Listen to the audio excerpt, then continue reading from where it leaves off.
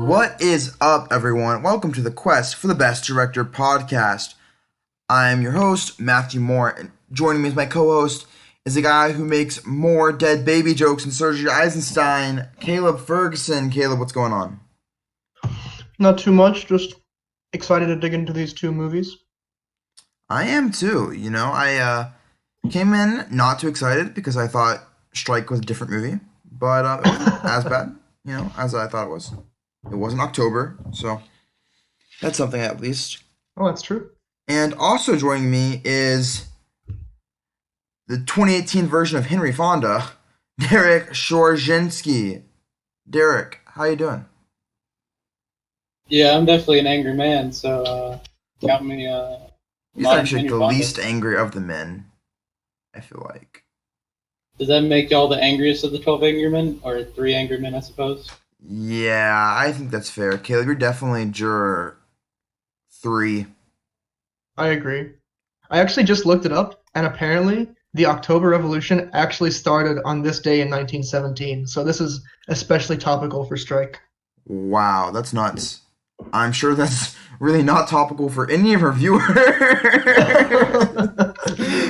Surely, if someone's like listening to this, however many hundreds of days from now, shout outs to you. Whoever's 365 days or 730 days or wherever you are in the future. And just so you know, it's October the 24th. Yes, October 24th, October Revolution. And speaking of which, let's talk about Strike. What did you guys... Oh, well, first I should introduce a bit more. Our two movies this week are Strike and Grapes of Wrath, Sergei Eisenstein versus John Ford. Both great directors. Sergei Eisenstein, a bit earlier Soviet director, John Ford, kind of the classic Western film director. Although I don't know if Grapes of Wrath really counts as a Western. Maybe that's something we can discuss later. I guess you can kind of count it. It's kind of, they're kind of pioneering. Yeah, I think it's Western-y, right? We have some Southern people in there, But it's kind of like very post-Western, right? This is like 1900s. Mm-hmm. Westerns are usually like 1800s, 1700s. But anyways, we're going to talk about both of these movies, and we would vote for a winner, and that director will move on in our bracket. These are both the 5th best movies by these directors, respectively. And let's start with talking about Sergei Eisenstein's 5th best movie, Strike. Caleb, what were your thoughts on Strike? I thought it was like really very entertaining. Especially like I don't know, having it broken up into 6 parts was kind of nice. Especially because like each one kind of like had their own mood. So I thought that sort of gave it a pretty nice pace. Yeah, I'd agree. I think it's kind of an Eisenstein classic. I said that I've only seen like 3 of his movies, but he definitely does it in Battleship Potemkin. I can't remember if he does it in October. But yeah, it's really nice, especially for this movie where like you said, it's not just like different narrative arcs, but it's like a very different tone. Mm-hmm. I think it's interesting. Yeah, like I think it was the third arc was like super happy. Mhm. And like even like the first 2 were like fairly happy as well. And then like it just gets dark, dark, dark in the last 3. Yeah. Yeah. We literally go from like what is it? It's like beautiful birds and like beautiful cats to like dead cats. Yeah. Yeah. Well, not just dead cats, whipping dead cats. Oh my God. Those crazy Russians. Yeah, that movie was Those hardcore. Soviets. But yeah. Dick, what are your thoughts on the movie? Um, I think it's kind of interesting how it matches up with Grits of Wrath structure, like how it has 6 parts, but towards the end it's like sadder, because Grapes of Wrath was kind of like the sadness was kind of compacted on each side by some kind of hope of some kind. So it's kind of interesting how it stacks up. I could see that. They're both definitely movies about revolution, right? And by the way, this is not Mhm. intentional. This is completely coincidental that these are the 2 movies are both about this kind of revolution among the proletariat. Although I feel like Strike, it's a more explicit dichotomy, right? Where Well, Grips yeah, of like it Wrath is opens with a Lenin quote. It's like definitely like yeah. explicitly revolutionary. Yeah, well, Yeah. but I just mean in terms of like, yeah, like who it is also completely proletariat versus bourgeois, right? And also, Grapes of Wrath is intentionally vague because, like, for the characters that are trying to, create some kind of social justice for the proletariat, it is unclear how to go about it because they don't have this system like the Soviets have of like communism as an idea for it. It's very unclear what they to achieve. So it's kind of intentional that where the strike is very clear and Yeah, I didn't even think about that. It's kind of cool how like the dichotomy between these two movies kind of brings out the respective struggles even more, right? I thought it was interesting how they kind of bring up the Reds in Grapes of Wrath, Yeah. and they kind of like mention it, but then they like don't go anywhere with it. I kind of wonder if maybe it was further developed in the book. it But was. like it definitely seemed like they kind of mentioned it like it was going to be some foreshadowing, and then it just didn't go anywhere. I didn't feel it was foreshadowing so much in the at least in this. It was meant just supposed to be like an idea that the words Reds is supposed to be like a bad word for these people. It's like an agitator, making trouble. It's kind of supposed to just be a bad word that these people who are trying to put down the strike are using to kind of systematically get these other proletariats against one another. And it's a bad word they don't even understand, right? Like, that's the funniest part. Yeah, Tom even says like, "What's a red?" He's like, "I don't want to get into it." Must be so extremely frustrating, you know?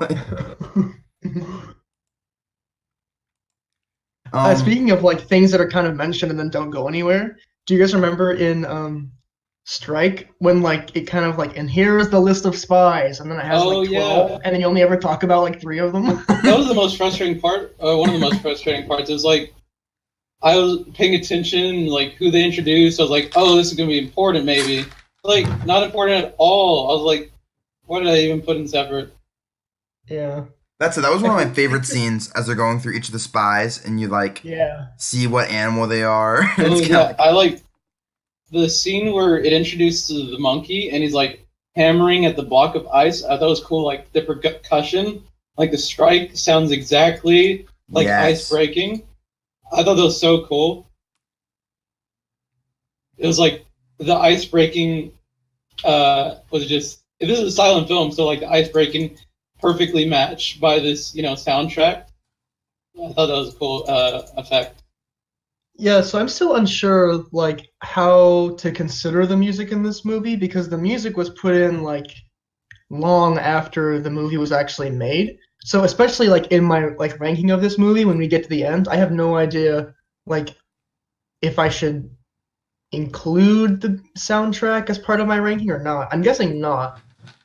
Yeah, it's kind of like leaning towards not because ultimately we have no idea if what the soundtrack does in this movie is like the director's intent. Yeah. So it's kind of leaning toward no, but at the very least it's interesting. So and it makes it more enjoyable. So yeah, I think it's dishonest to not talk about the soundtrack as we view the movie, right? Because that is like a part of our personal experience, you know. That's true. But also, it's not necessarily a part of sort of Eisenstein's intent. But at the same time, when he makes this movie, he understands that there will be a soundtrack, right? It's not like people watch that movies back in the day. There's like an orchestra or maybe like a full orchestra, like a band or something, you know, playing. Right? It's not like there was nothing. Yeah, there's probably some kind of chamber music. Well, there almost always was. I think it'd be very uncomfortable if there wasn't, frankly. But I think in terms of like when it comes down to Eisenstein, like I think you can also assume that like he knows like has an idea of like this scene will be more intense, and I expect them to make it more intense. And also we don't know, so I think it's okay to talk about the soundtrack. Maybe just don't weigh it as heavily. Yeah, so I know that in some like really really old like movies, they would actually like they wouldn't include a soundtrack obviously, but they would include like notes on how to play the music. So I guess I don't know if that's the case here, but it conceivably might have been. I kind of wonder. I can look it up. Yeah, I'm not entirely sure. But even But then, I suppose like the nuances. I imagine unless he like specific, said like play this specific like symbol to simulate the ice breaking. I mean, yeah, probably not how that went down. We're not sure though. But But I think that when I was watching the movie, to me, the music like definitely stood out as like one of the most prominent things about it, which is sort of frustrating, like to realize that it wasn't actually part of his intent. I But think I there thought are it was other great. things though. Like I think a lot of times why the music's good is because it's going with the vibe of That's true, the yeah. the visual vibe, and I think his visual vibes, visual tone is what I should say. Um, Mm-hmm. visual tone is like very strong. As kind of mentioned, it's broken into these 6 chapters, right? Each one has a different tone. And have you guys seen any other Eisenstein movies? No. no. No. It's interesting because like I don't even know so compared to Eisenstein movies, but you have a movie about revolution, right? You think of Hmm. it as something that's like a pretty serious topic, but as you've already kind of alluded to, Caleb, like there are parts of this movie that are quite silly. Yeah, for sure. In fact, I would say almost the entirety of the movie is comical in some sort of sense. Wait, really? I kind of disagree there. I think like for sure the last like half, well, there are some funny parts throughout the last half, but I would say the last half is probably like at least 80% pretty dreary. And then like the first half is like much more fun, but it's still probably the first half is probably like more 30 or 40% dreary. So like I But think it's on the whole a pretty maybe depressing. not comical, but at least like cartoonish. You know, Yeah, like that's more the word. I can see you have that. like these like characters who are like these like extreme caricatures of like actual people. With these very Yeah, close up facial expressions that are just like very like goofy looking. That's Yeah, true. like they're laughing. They're always laughing. The bourgeois is always laughing in like this ridiculous manner. It's always like the same fat Hmm. guy who's like eating and Yeah. I yeah. love the This part when he's like drinking wine and then like he takes a sip and spits it out and then just tosses the wine out. It's like the perfect. I like cracked up. That was like the perfect representation of like bourgeois. But I thought, like, why are they doing this, right? Why are they making these characters so? Why are the actors portraying these characters so cartoonish? Hmm. Because oh once again, to compare it to Grapes of Wrath, it's like going to the exact opposite, right? Where like Grapes of Wrath is almost playing characters that are more silly, but the actors, although they have funny moments and like silly moments, are playing these characters like very straight, right? They're trying yeah, like and you very know. down to earth. Mhm. I think it's partially just that like um maybe like since it's a silent film, they're trying like extra hard to like kind of like grab you with their facial expressions and you know basically being super animated. I mean, to some extent, but I don't think that would warrant such like I don't know. Some scenes definitely felt excessive. I felt it had to be some kind of purpose. I imagine Yeah, no, I outside of think there's definitely a purpose as well. I almost wonder I, if it is to make it lighter, you know, or like because this is a movie where honestly, it was kind of confused. The proletariat lose this, right? Like yeah, yeah. that's very our understanding. distinctly. Yeah, proletariat definitely lose in the end of this movie. Um, and that's kind of a bummer message, right? So when you're doing a movie about good guys versus bad guys, where the bad guys win, you kind of need to like obviously the bad guys are real, and that needs to be established. And I'm sure these Russian citizens know the bad guys are real. But like, you have to kind of not make it so realistic, right? Where you Hmm. don't want it to be like this one for one from with reality, because then it's not going to be a very rousing movie for the proletariat. Yeah, especially I think with like the spies and how they have like these kind of exotic names and carry on animals, it does feel like that would not happen in real life. This is like a bit more of like an exaggeration or like a folktale kind of Yeah, style. and there's like that one really weird scene which I still don't understand. Also, was like they're dancing. Do you guys know what I'm talking about? The two people Um, are like dancing on the table. It's oh yeah, yeah. They're like kids or something. I yeah. didn't know if they were like kids or little people. I couldn't Yeah, tell I thought that either. was they were little people, I believe, but I thought that was supposed to be like a sign of excess, like they're just Hmm. being paid to dance and be funny like these, little people do, I guess, because these people are like awful and think, people that are different are funny or whatever. And it's also funny, Yeah. right? Because like as ridiculous as it seems, we have another little person in the next scene, um, who is like with King, right? He's one of King's homies. Like these guys who like Oh, they live in like some sort of junkyard or something, right? It's yeah. Yeah. That was another absurd moment when there's like 30,000 people in these barrels in the ground. Like, it's definitely cartoonish.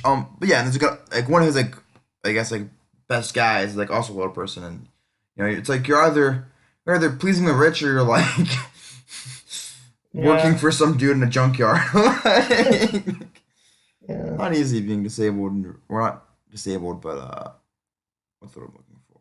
All right, not easy being a little person back in Russia. yeah. But what Yeah, but I other? kind of, I kind of Good. wonder though, like what the, if that, like what, how do I just say it? Like what purpose all of this like cartoonishness serves? If it really is just to like lighten the mood I of thought, the honestly, loss, because I don't know if it really does. Like to me, that doesn't feel like that makes it like it lightens the mood at all. Maybe it makes it like feel less hard hitting, maybe because it's like slightly separated from reality. I I thought think it could because if they just want to get you be more like some mad absurd. than sorry, go Derek. I thought it was more like an absurdist thing, honestly, like kind of more less like supposed to be meaningful in a way, more just like I don't know, kind of a genre thing. I think it was just Hmm. like almost an aesthetic choice, at least the way it felt to me. Hmm. I think that's true, but I don't know if like it's first. It's just an aesthetic choice. I mean, just to think about it, if this was played completely straight, right, what effect would it have on us? I think it would leave us much more sad. I don't think the goal of a propaganda film is to leave the viewer sad, right? It's to leave Hmm. them angry, Yeah. which I think cartoonish villains do a much better job at leaving you angry, right? Hmm. Because the thing is like cartoon villains or these kind of classic like wacky villains is that we're used to them always being defeated, which means they can be defeated. So Hmm. it's kind of the silliness of these guys establishes them as like more beatable, right?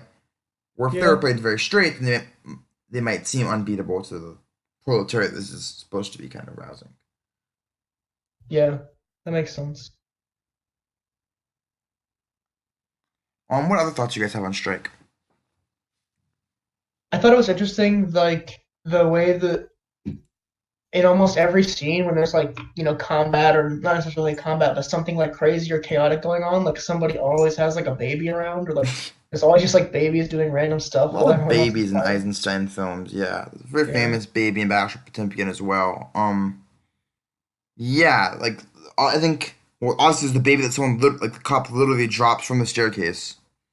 Yeah. Yeah. Also, I thought there was something odd, like aesthetic wise, not odd, but distinct about the factory scene when they're all riding that, like, I guess broken down machine looking thing. I didn't really understand what it was, but it felt very dystopian. It was like this broken. You know what I'm talking about? They're like Yeah, I do. all they're like grouped together. This like moment of unity, and they're like standing or sitting on this broken down machine that they're dragging along. Yeah, it I feels thought, dystopian at a lot of points, right? Like we've already talked about the junkyard, obviously, right? Which is yeah, like a very dystopian setting as well, especially with the dead cats and stuff. Um, but you kind of get every sort of dystopia, you know. You also get like your classic, like rainy, dark, dreary dystopia with that one guy just getting beat to death, yeah, and then of course you get like the chaotic, fiery dystopia. Can I and ask you guys a also, question? Oh, go for yeah, it. I Are was you? gonna say also in like their homes, even in the moments when they're like happy and like celebrating and dancing around because they're winning or whatever. Not, it felt like their homes was like broken down, like chairs were broken down and stuff like that. I Mhm. don't know. It felt even in like the private places, it felt like they're half like on the way to destruction of some kind. I think that makes sense, right? Like this is obviously post-communist revolution Russia, where this is the context in which this film was made. Um, so I think it makes sense that like you would want to view kind of turning, back to the old political structure to be viewed as negatively as possible, right? Yeah. Can you guys hear those fire trucks? Oh my gosh. Yeah. Oh well. I also think it's fairly realistic, right? Because like they're on strike, so they don't have any money. Like Yeah. they're already like poor factory workers, and then on top of that they're striking, so they don't have no income. So it kind of makes sense that they would be in a pretty like peasant-like situation, I guess. Yeah, that makes sense. I think it feels particularly dystopian. Although I'm not even sure like how much the genre of this dystopia was even a thing back then. You know? Yeah, this was like 1920, right? So I don't know. One thing that I would like to ask about is at the top of the film we have this quote, the power of the working class lies in its organization. Is that the Hmm. I think it's first that's the core tenet of this film. Yeah, because I think the film is ultimately like chaotic, right? And they fail. So it kind of like proves that by proving the opposite, that because they're disorganized, they fail. Although I wouldn't say that's maybe like the central tenet of the movie, but I do feel like 'cause, like they're not necessarily disorganized as strikers. Like if they were truly disorganized, there would be people scabbing all the time and stuff like that. But like it definitely has this theme that like disorganization is bad. Yeah, I think they're mostly organized within their own factions. The issue is like these separate factions don't really seem to be organized, right? Yeah, like though the other factions like are more powerful than them, and thus they cause chaos. Yeah, so it's kind of like I think that's another beauty of separating the film into these different parts, right? Where it's you really get a sense of like of the disorganization, of the disjointedness, maybe might be a better word, you know, of like all these Hmm. different groups that are trying to cause revolution and are all failing when they could be working together. Or like these men, Hmm. right? Or these individual men, where you have like the two fathers in the third and the fourth act, where like where like is arguing with the wife and stuff, and it's kind of just like no one seems to be on the same page. So if you I know. don't think that's the core tenet, what do you think is, Caleb? Well, I mean, I guess what I mean is that like I don't think the point of the movie is that like these strikers failed because they weren't organized. Like I don't think we're supposed to think that it's their fault. Interesting. What do you think, Derek?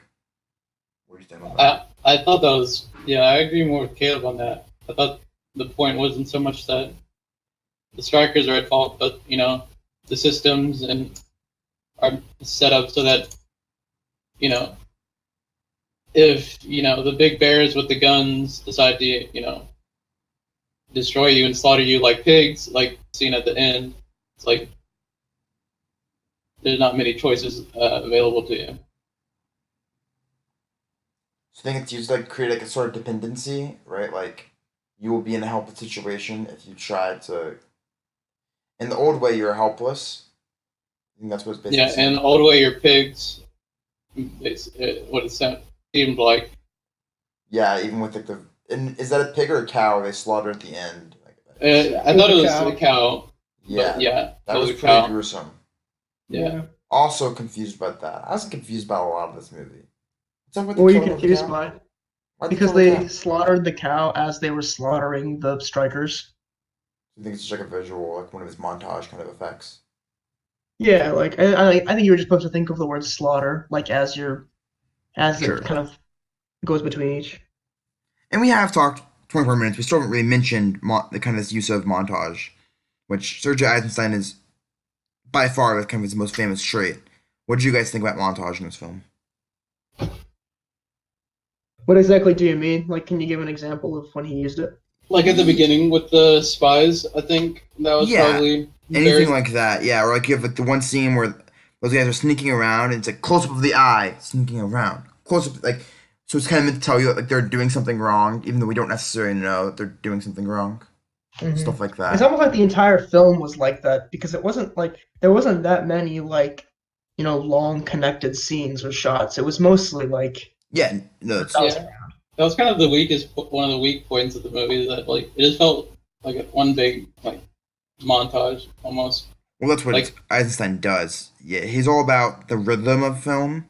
So he thinks like this is the proper way to make a movie. Or at least he did at this point. I'm not sure about his later movies. So But for me, at least, that what that happens with that though is that the story. I guess this is a propaganda film, so it's not like a normal movie, but still, at the very least, I think it should be expected to act like a movie. But it just felt like the narrative itself became weaker because of that, because the montage structure of it doesn't allow for, at least in this film, any characters to become distinct and any, you know, plot, characters to drive the plot in any way. So it just becomes one big montage I'm viewing, like a great big YouTube video of like I don't know, meme compilation. We'll use example. Wait, what do you mean that like it's a propaganda film and not a normal film? Because like to me, like it's just a normal film. Well, I don't know. I don't know if it's meant to be just a propaganda film, but at the very least, it didn't feel like a regular movie to me. I think you have to Like I be said, very, very careful with like labeling stuff as propaganda because like every like every movie could be labeled as propaganda like somewhere on the scale. Like yeah, it's I'm any okay. pretty movie sure that's this is like trying. sorry. I'm pretty sure this is explicitly propaganda though. Yeah, Like I believe this was explicitly I think propaganda. he's literally getting paid by the Russian government to make this film. Like Even then, I don't know. Like people get paid to make art all the time. no, I mean like I mean, to make this film for the purpose of propaganda. like this is like this is like a thing. This is like what Sergei Eisenstein was for a yeah. long time. Even at the very least, if he's not, for me, it felt like there's a clear political intent for that this movie's trying to achieve. At the very least, distinctly becoming propaganda at that point. I don't know. I don't think I'm not saying that propaganda is a bad thing, necessarily like. but I think at the very least, in this case, it weakens the narrative, I guess, in the way he does it. I don't know. I think that like every movie wants you to think something when you walk away, right? Yeah, but my point is Like not that it it makes doesn't me. matter if it's political or if it's personal or whatever. Like every movie wants you to feel something when you leave. And Yeah, this just wants you to feel something that is relevant to at that time current events. but also it has a political ideology that it wants you to, at least, very least, consider. I think In more that than case, consider. I think Yeah, I mean it's pretty explicit. Well, sure, but very like, explicit. doesn't would you consider Grapes of Wrath a propaganda film? That also has a political message, and in a way, like just as strong, I think. But it has a narrative that like if you But went home and like when it came to the theaters and you were talking to someone about Grapes of Wrath versus if you were talking to someone about Strike, I think you would talk about them in obviously distinct ways because they're different movies. But you would say with Grapes of Wrath, it was about this guy who or this family rather who goes out to California and promising to get a new job and because they were kicked out of their home in Oklahoma, and then they were kind of basically they realized that it was all corrupt and that they were getting unpaid fairly, et cetera, et cetera. But you would frame it as a narrative film. Strike, you exactly. might say there was a revolution, but then I think after that, it's hard to not talk about it in like a thematic sort of perspective. Hmm. I don't know. I see what you mean. I don't think that alone makes it necessarily propagandistic, though. Like there's other movies that aren't narrative based, and they don't become propagandistic because they're just not narrative based. Yeah, but we're not saying it's because it's not narrative based. We're saying it's because it's not narrative based and it has a political ideology that It's it wants. thematically based, right? Like it is based Yeah, under like yeah. Hmm. I don't know. I guess I just object to that terminology in general. I think Caleb, if you literally look up like like yeah. this If is you look literally at what classified as a propaganda propaganda film. means, yeah. If you mean look No, up, but I mean, like, I don't think it's valid to like call anything a propaganda film, especially like if it's yeah, like I would hesitate to call it like anything that has like an artistic intent at all. I think I would hesitate to call it a propaganda film because we're all like, what does propaganda mean? You're trying to get someone to think something. Like we're all trying to get other people to think different things all the time. We're all propagandizers of our own ideas. But the thing is, by I the guess it's definition like of you. propaganda, I think it's what you go into it explicitly knowing that they're trying to make you think something. yeah. That's an interesting interpretation. Yeah, but I think we can go debating that back and forth, but I won't get too much further. So I guess can we go back to this discussion of the montage and kind of what it does to the film? I think Sure. we've identified like what it does to the narrative. I don't think we've really, because obviously it negatively impacts the narrative, but you could argue that it positively impacts the theme because by taking away the narrative, you get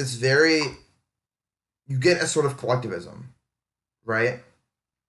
Where this film isn't about individuals; it's about this group as a whole, and it kind of propagates into your mind this idea of the collective and working together as the collective. I think the montage really effectively does that. What are your guys' thoughts? Yeah, that's a good point. I think it. I didn't really see it that way, but now that you say that, I think that's pretty interesting because taking away like one individual does, I think, inadvertently create that collective idea of story. So that's an interesting idea. At the very least, I feel like it makes sure the theme more distinct, but I still think it kind of draws the film's pace in a way to, I don't know, less interest. So it's kind of a balancing act for me. Do we have any other thoughts on this film before we move on to Get Giraffe? I really like the scene where they reject the demands and they wipe up the spill with it. That was like really powerful, I think.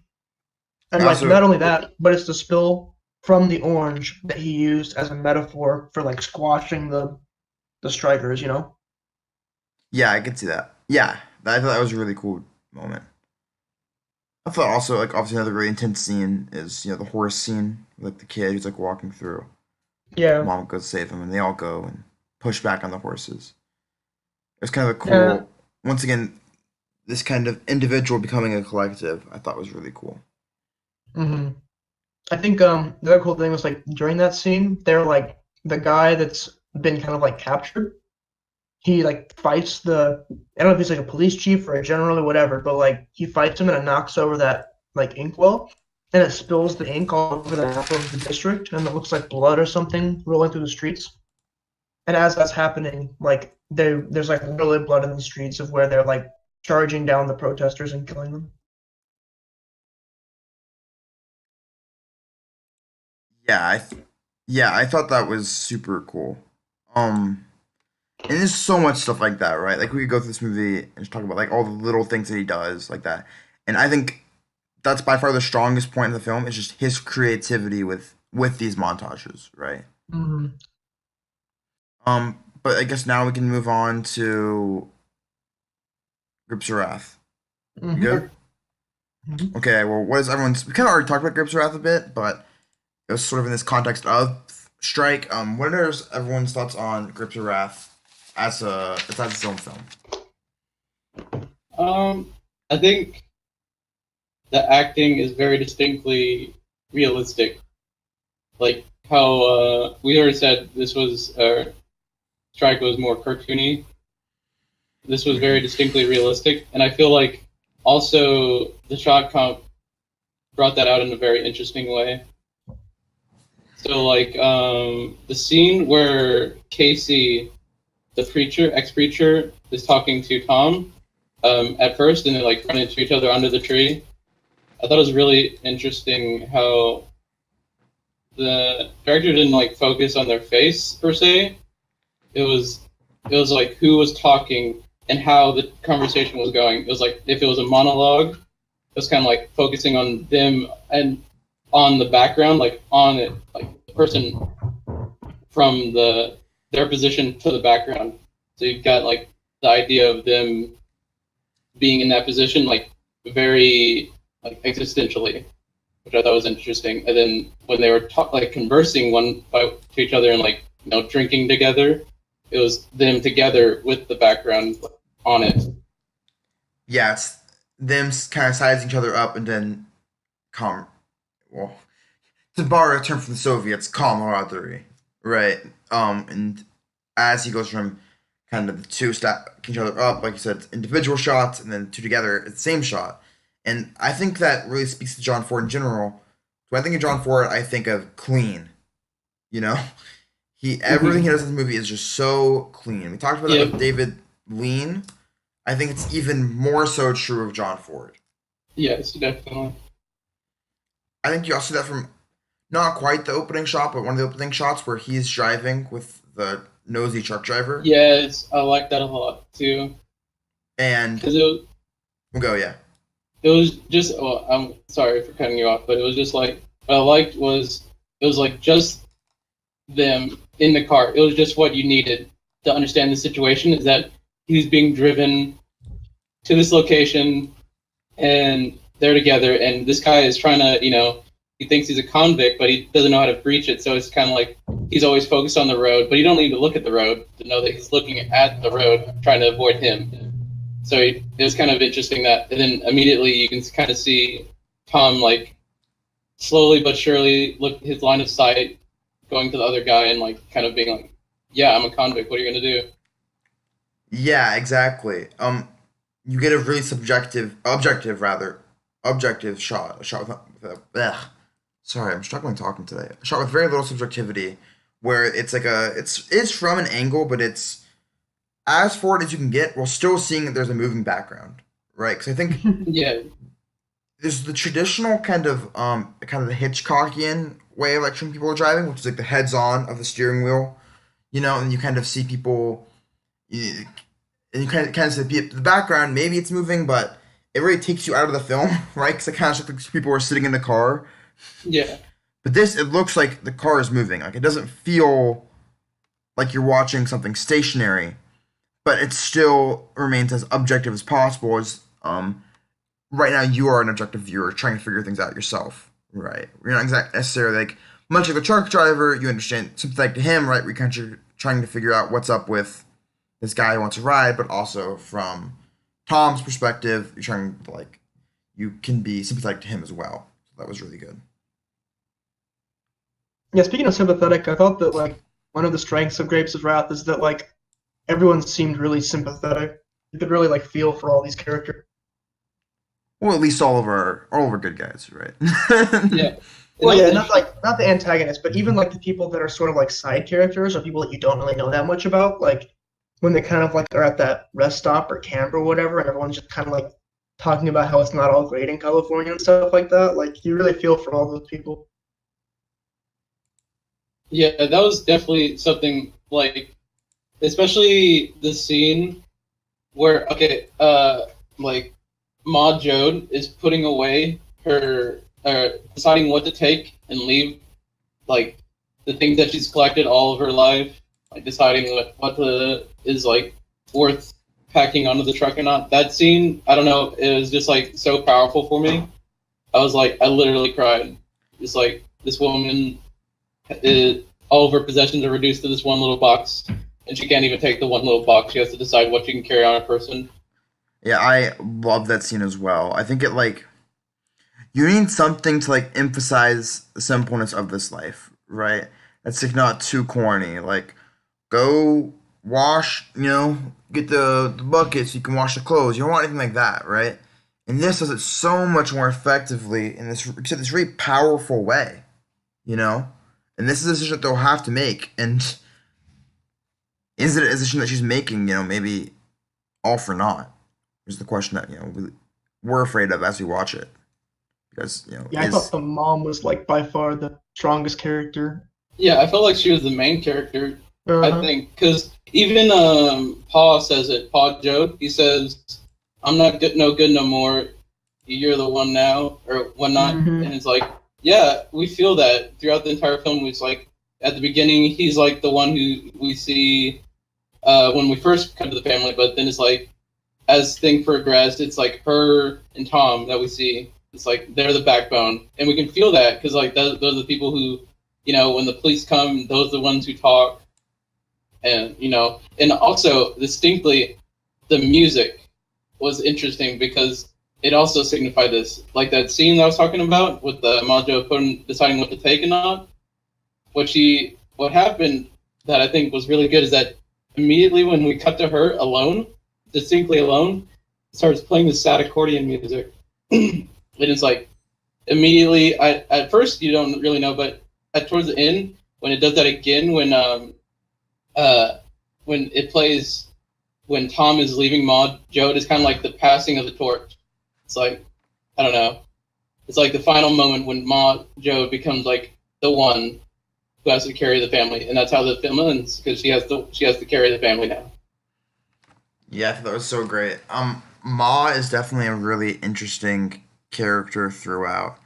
And it's weird though because she's not too dynamic, right? Like in terms of the decision that she doesn't really make too many decisions, you know?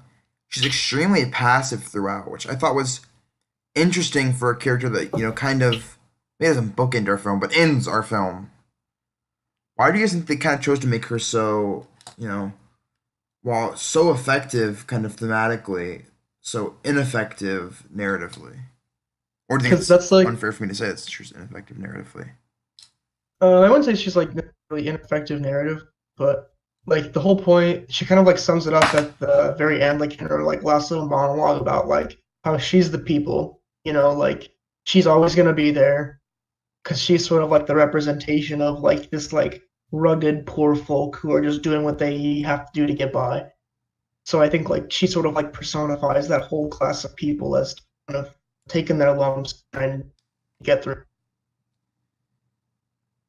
This is also interesting because like Tom is like the active, and she's the passive. He's the one who's like he's part of the people who are taking the lumps, but he's the part of the people taking the lumps that are fighting back to make sure that you know he's the one who's going on the strikes because he's the one who can. But Ma represents the people who can't. It's Yeah, either the disabled, the old, who physically just can't. They don't have it in them. If striking would kill them, stuff like that.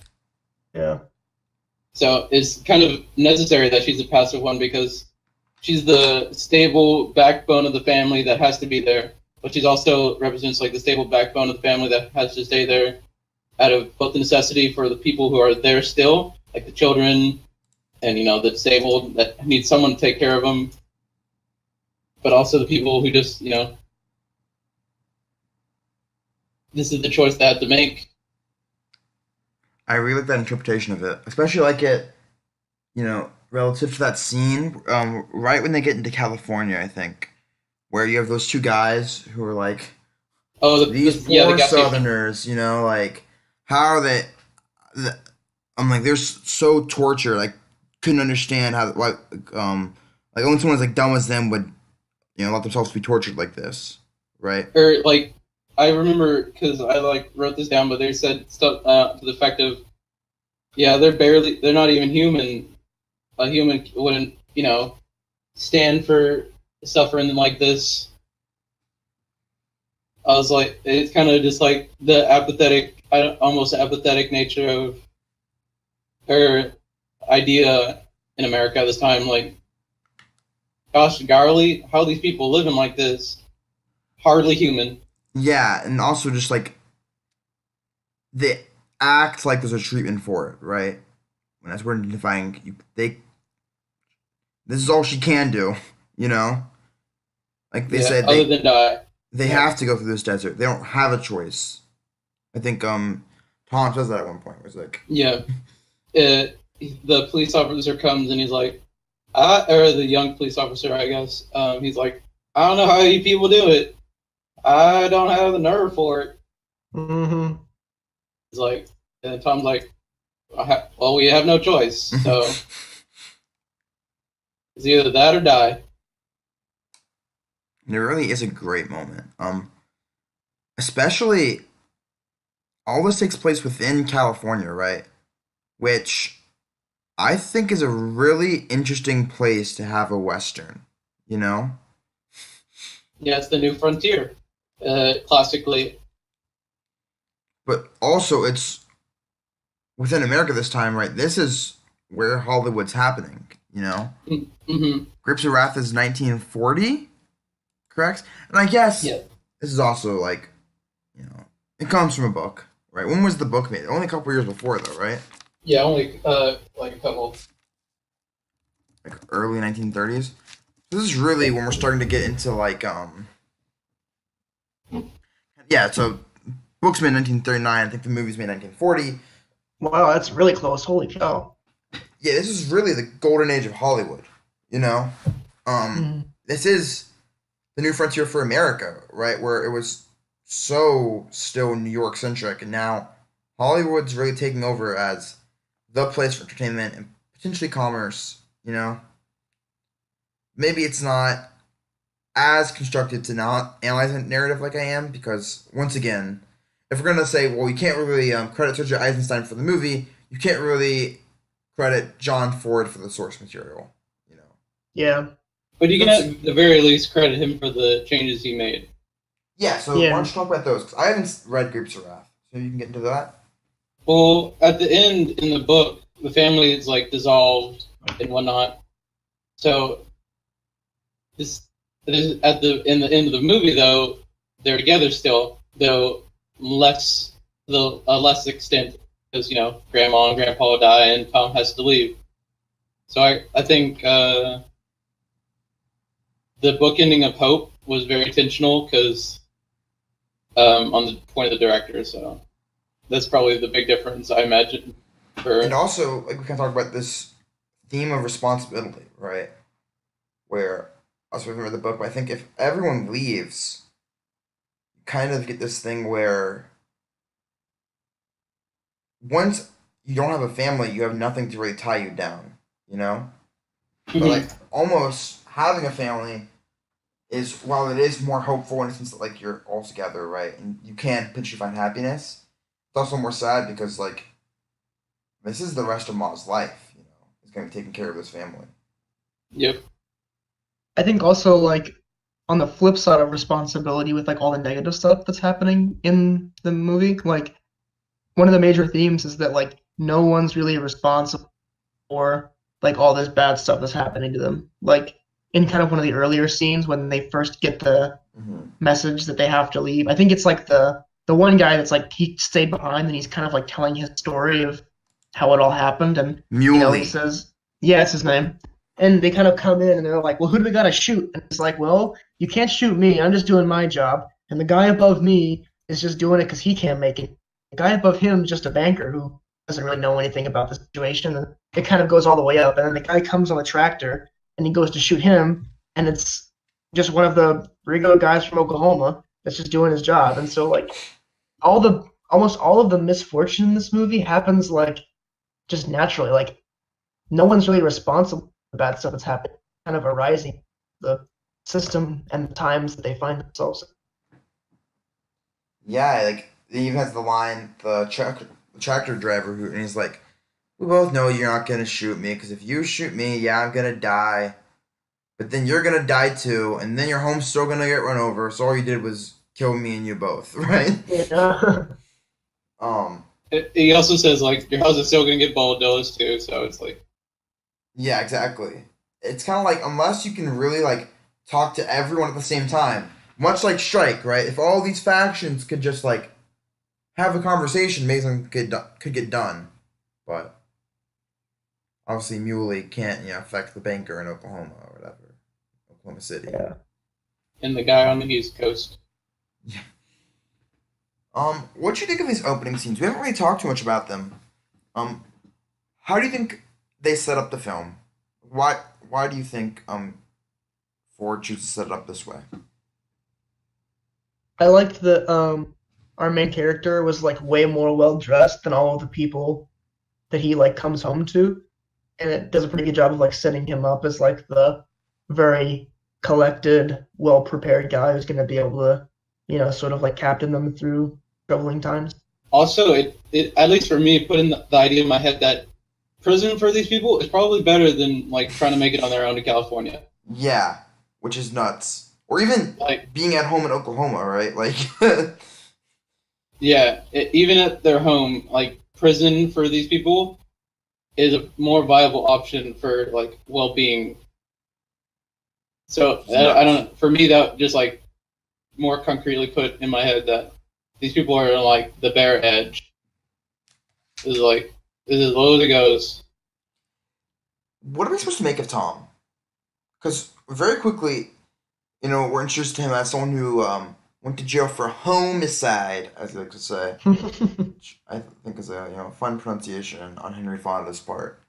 Yeah, I But thought that was pretty interesting because, or it's funny.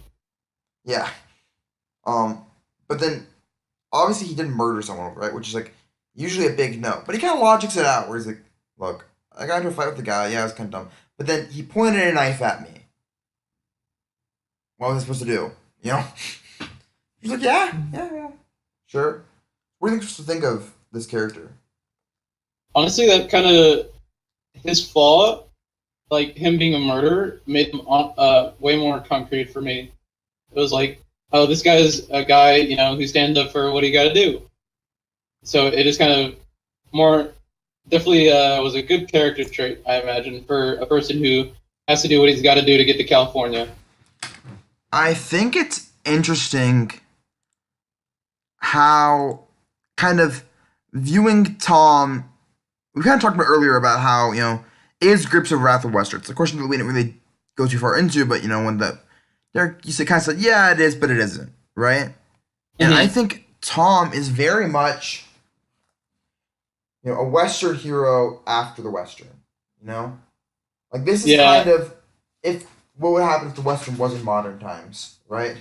And it's kind of almost makes you think about the Western genre. Maybe it's not nearly as fun as it looks, right? Because and you Henry Fonda gets a lot of what it's literally called the Western shot, where it's like kind of like the stomach up, or no, the like the not the stomach up, but like the knees up, almost a bit above the knees, yeah, yep, where so you can kind of see the guns, but you're not seeing too much more.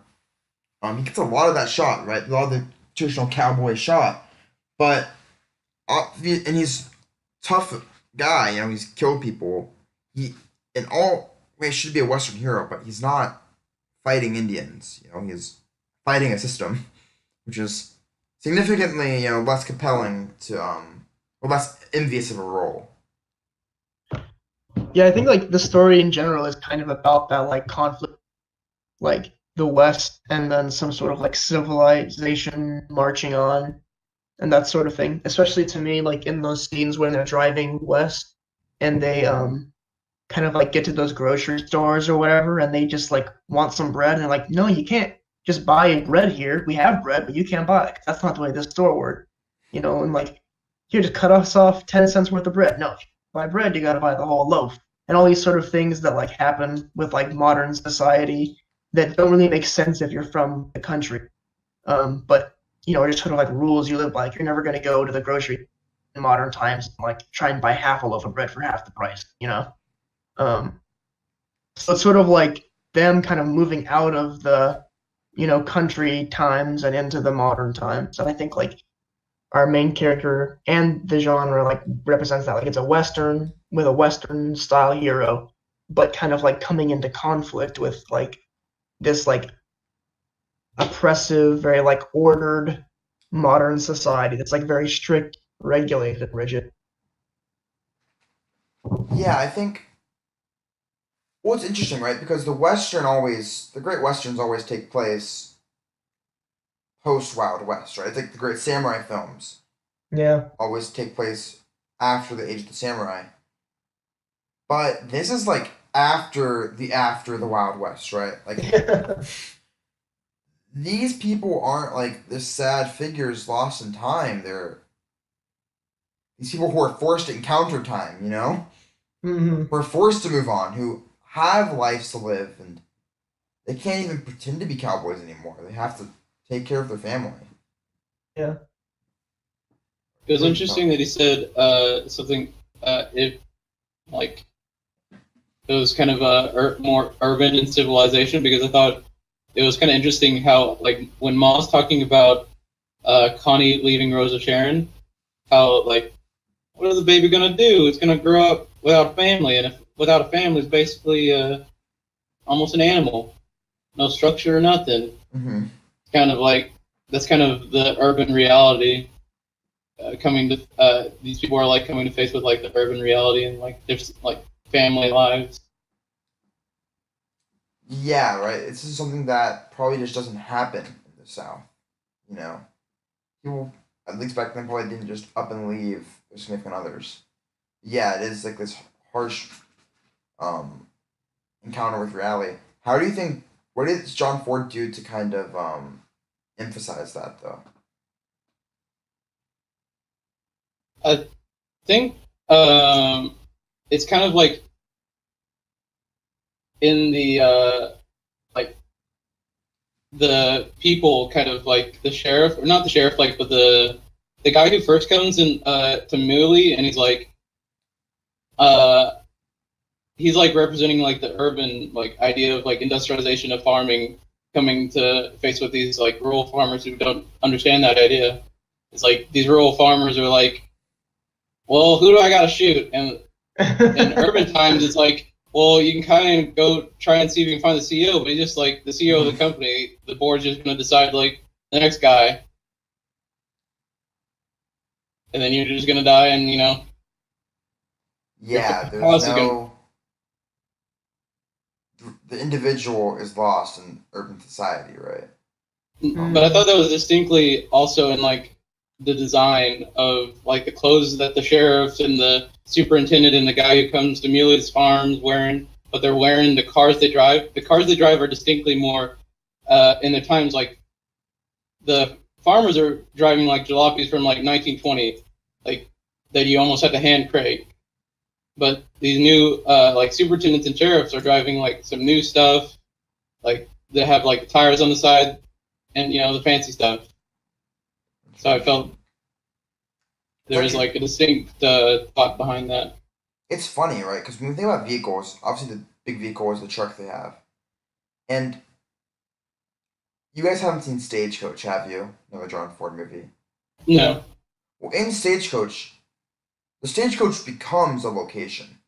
You know, where in fact it's not just a location; it's the vehicle which most of the narrative takes place, right? And it's a space you become extremely familiar with. We do not get that with this truck at all.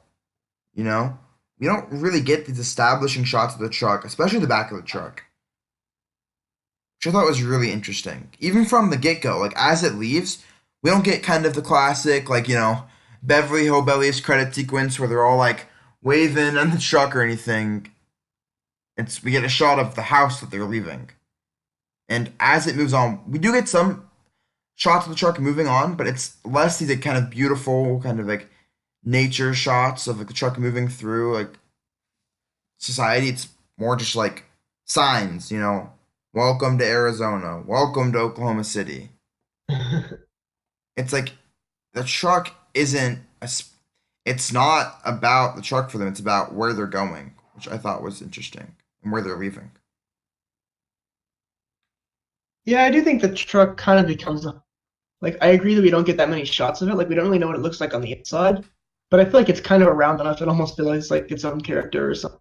yeah, it becomes like the vehicle for some plot device, like especially at the end, like it's like the hope is like that the truck will that's died on the top of the hill will reach the bottom of the hill and like made in some kind of miracle, make it across the desert, or and so it's kind of like it's kind of like their hope is like bundled up in this truck, like Yeah, this but is our even last that's from like resort. I think that's more looking at like the source material narrative. But John Ford really does not make the truck a character to me. Maybe I'm wrong, because I mean there is a lot of like obviously set, like money, a lot of the budget's allocated to making this truck, right? It's like this giant thing with like all these like pillows and Mhm. blankets and people stacked on it. All these were Mhm. done, but I couldn't really describe to you where anyone ever sits in the truck, you know? It's strange to me. Yeah, that's true. But I just feel like it's such like a recurring theme. Like, oh, load up the truck. Oh, this we gotta go again. Load up the truck. Like, I don't know. I sort of felt, especially with how ratchety it was, and then always like showing it, like bouncing around. Like it's in almost like all the shots of the family have the truck somewhere involved. Yeah, it's like he didn't want it to potentially take up more than like he was willing to put into it. Yeah, I think you really only get the truck for the minimum you can have it in there, right? Like Yeah. you have to have something shot to the truck, obviously, right? Like it's a difficult thing to avoid, but like even I think as as they're entering that ranch they work at, it's sign of ranch, right? That's what our clip's on, you know? Or as they're entering the camp, the first camp they go to, it's the sign of the camp. It's so much more important about where they're going and what's next, and less about kind of The vehicle um that they use to get there. yeah, or even the experience they're going through, right? Like maybe that's what Hmm. he's saying is to them like they don't care that they're in this rational truck. They just care they can get to where they're going. Yeah, exactly. I felt that like also exemplified in like this is kind of going back to the narrative somewhat, but more to the acting for me. Like the scene where like we find out that grandma died on the way.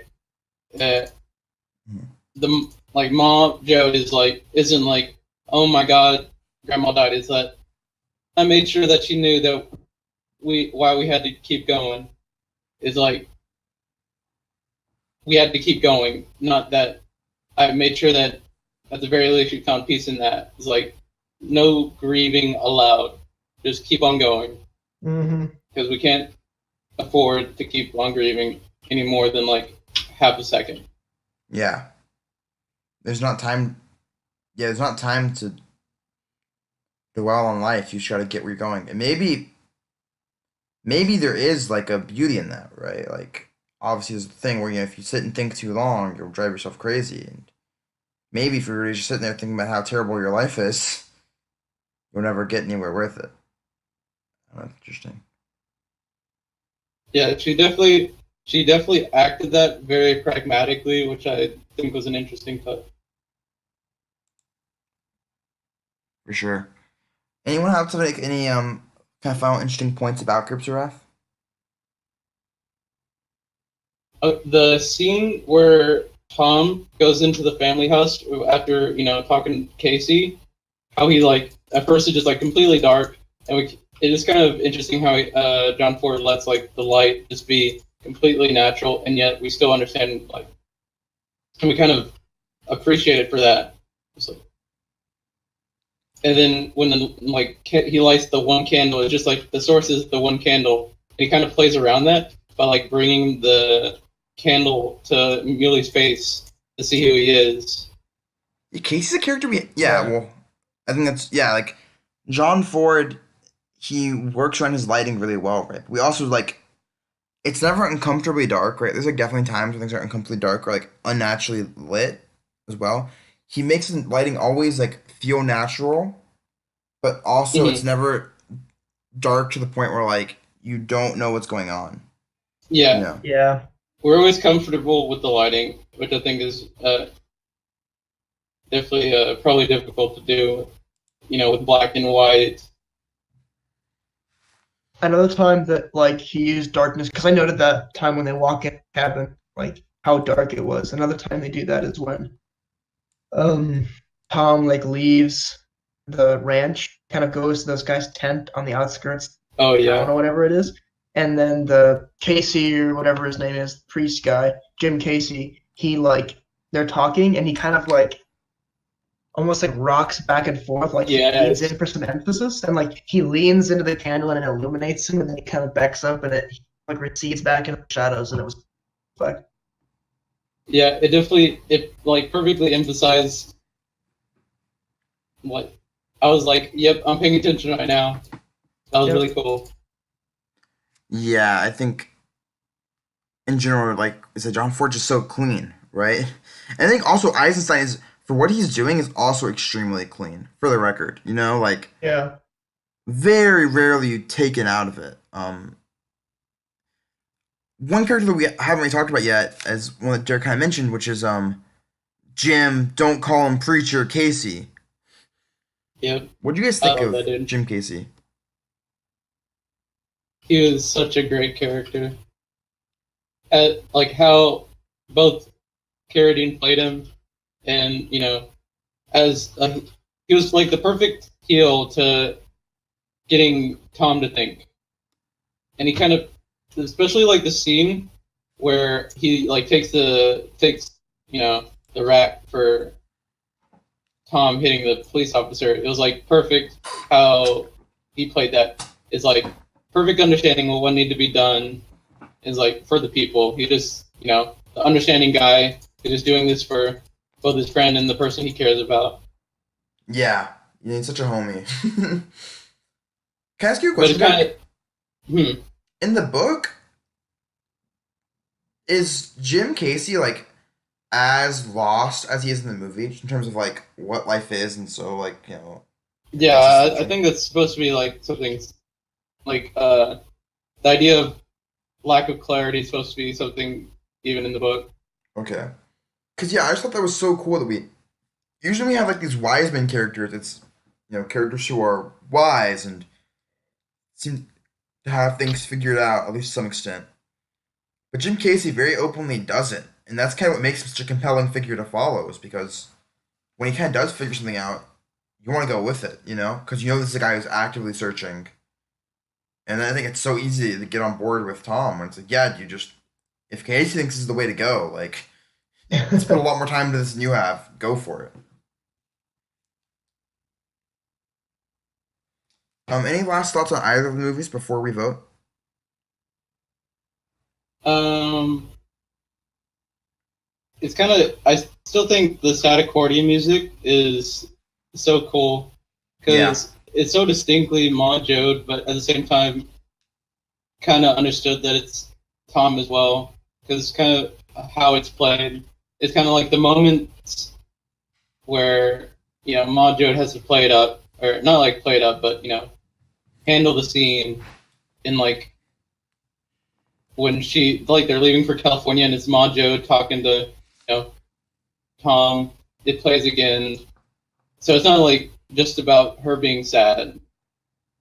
It's kind of almost a theme of this film, like trying to get Ma Jode and the whole family to keep on going. yeah, exactly. It's just about carrying on. Um, there's two more small notes I have from this movie. First thing, I love the man bones conversation the two kids have, where it's like Oh just their yeah, eyes, and Oh I'm like, yeah. I loved it. It was so funny to me. I want to see some man bones. And then also a line that really affected me from around that time in the movie as well was when they're talking about burying grandpa, hmm and I think I can't remember who. One of the characters says, it looks like a lot of the time the government's got more interest in a dead man than a live one.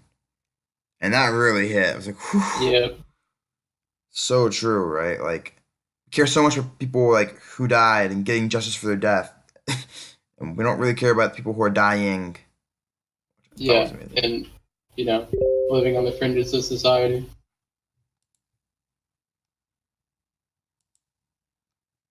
Um, so it looks like Caleb's computer just crashed. So we're almost done. Maybe we can just finish this one without him. Because I actually have a place to be. He'll be back in 20 seconds. Okay, so we'll stall until then. Derek, what's so for the question? It's Eisenstein versus Ford. It's Strike versus Grapes of Wrath.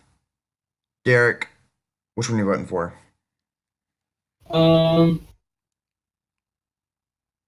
I think it's no secret that I'm a sucker for narrative. I like a Sure. good story. I like a good story that grips me emotionally, and I literally cried during Grapes of Wrath like a little baby. So I have to choose Grapes of Wrath, even though I think, at least for me, Strike had some interesting ideas, like with the montages, like you said. I didn't even think about what it does for like the idea of the collective. But even then, it's like it's a cool idea, but I need more than just cool ideas to sustain me for watching movie. I need a story and characters that I really care about to make the time that I'm watching the movie worth it. So Fair definitely Ghost enough. Rider.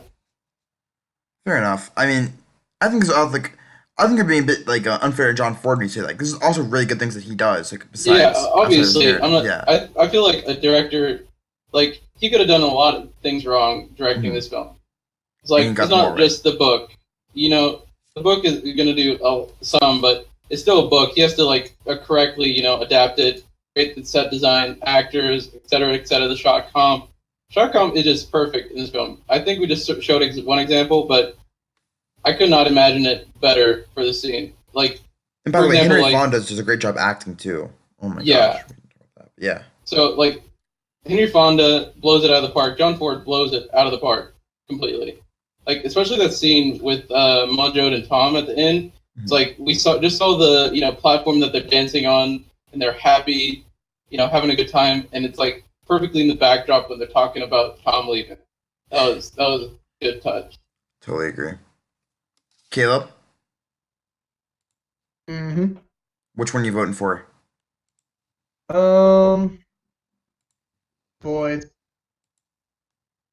it's really tough because of the whole like trickiness with the Frank music. My viewing experience, like music included, I think definitely Strike was better, but considering it's tough to say like how much agency he actually had over it, I think that Grapes of Wrath was like a lot more of a solid viewing experience. Like I completely agree with what you said, like how clean it is. Like he obviously had some great source material to work with, but I think he translated it incredibly well, like into cinematic form. Whereas like I think with Strike, um,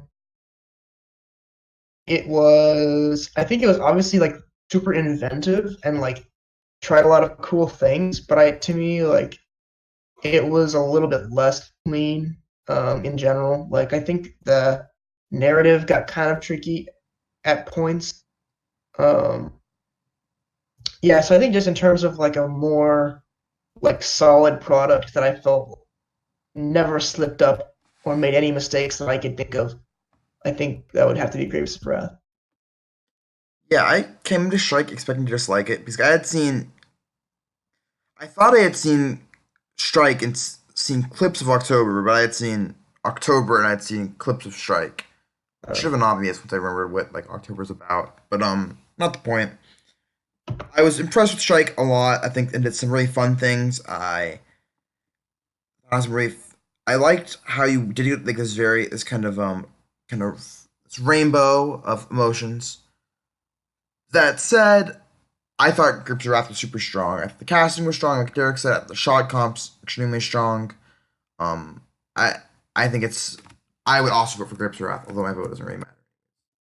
So that said, John Ford moves on. He'll be playing Kinji Mizuguchi in our second round whenever we get to that.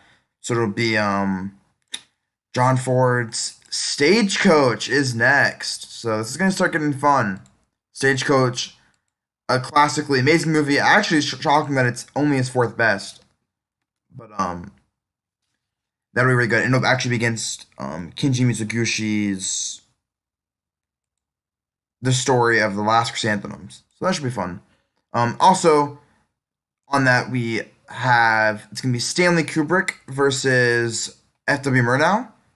It's gonna be I think it's the Clockwork Orange versus Taboo, and then we do not know who Andrei Tarkovsky will be playing yet. So I'm going to suggest that for the next round, since Andrei Tarkovsky will be playing the winner of Orson Welles versus Vittorio De Sica, can we do that one next? Sounds good to me. Sweet. Okay. So for next week we'll be doing Orson Welles' F for Fake versus Vittorio De Sica's The Children Are Watching Us. Now I've never watched an Orson Welles movie besides Citizen Kane, so I'm excited. Likewise. And I obviously enjoyed Citizen Kane, and I have also enjoyed the De Sica movies that I have seen. Although I've only think I've seen Bicycle Thieves. Although I heard Guillermo Berto was also very good. So I'm excited. Children Are Watching Us versus After Fake. But for next time. Until then, I'm Matthew Moore. I'm here with Caleb Ferguson and Derek Shorzhinsky. And remember to watch more movies.